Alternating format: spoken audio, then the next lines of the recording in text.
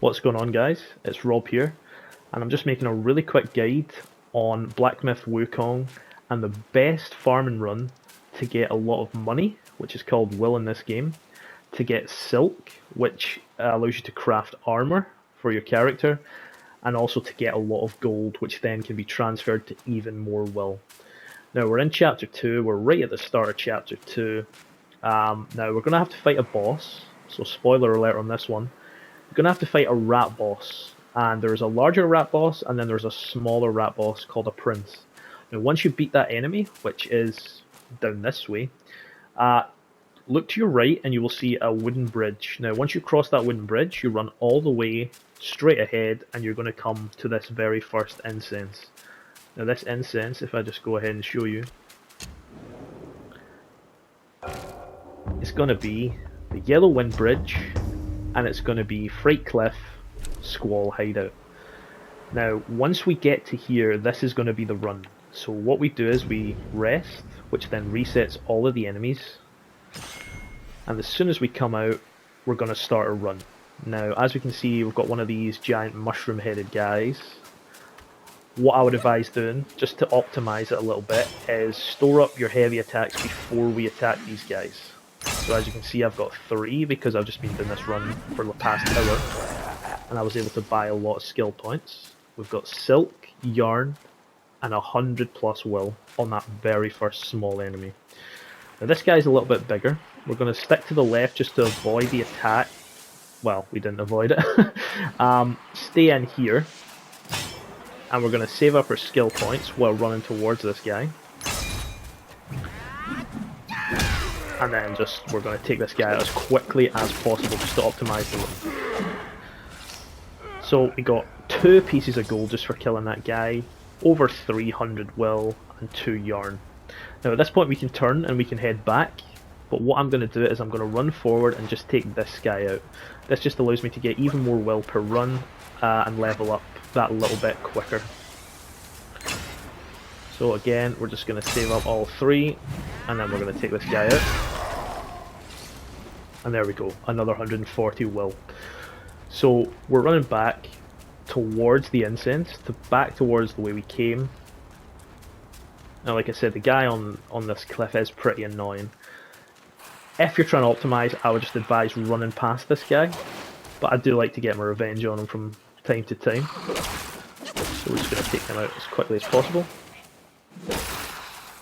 And then we're going to head up to the right. Now, as you can see, that's the incense right in front of us, and we're heading off to the right now.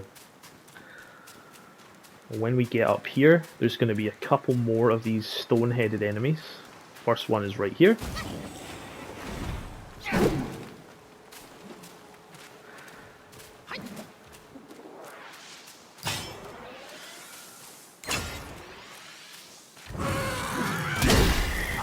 And there we go, we take him out.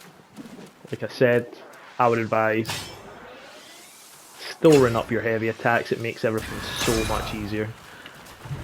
And we can just take these guys out really quickly. He's gone. Now there's another guy up there hitting you with his little things. Ignore him. At this point, this guy is pretty easy, but he's got a shield and it can take up a lot of time. So I would advise just immobilising him, doing as much damage as you possibly can. This is where most of your time is going to be spent on the run. So just use everything that you can on this guy and take him out.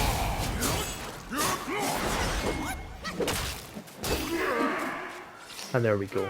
We got another silk, so that's 2 silk. I think we've got 2 pieces of gold, about 4 yarn, and I think easily over 1,000 will, just on this one short run. Now this is going to be one of the last enemies. What we can do is we can just hit him with everything that we've got.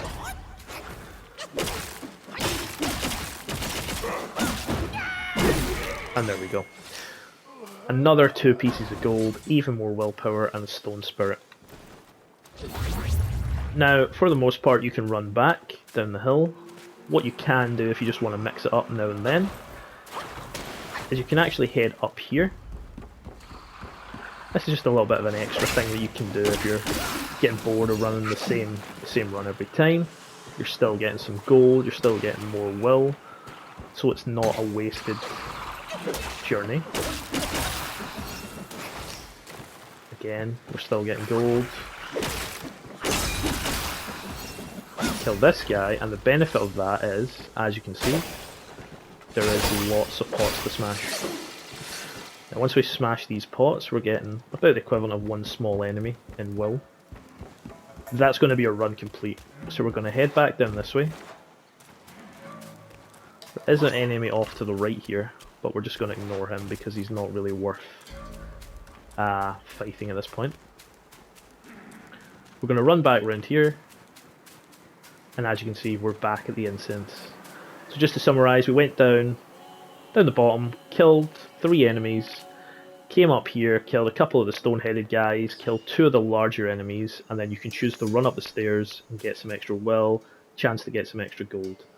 Now if we just have a look at what we got, you can see we got a lot more will.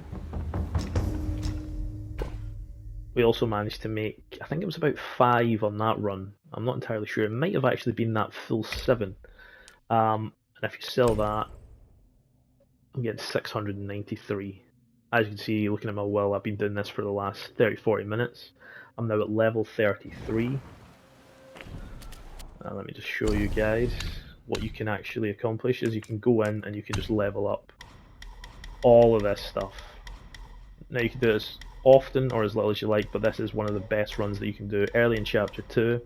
If you guys like the video, give it a like. Thanks very much, and I'll catch you on the next one. Peace.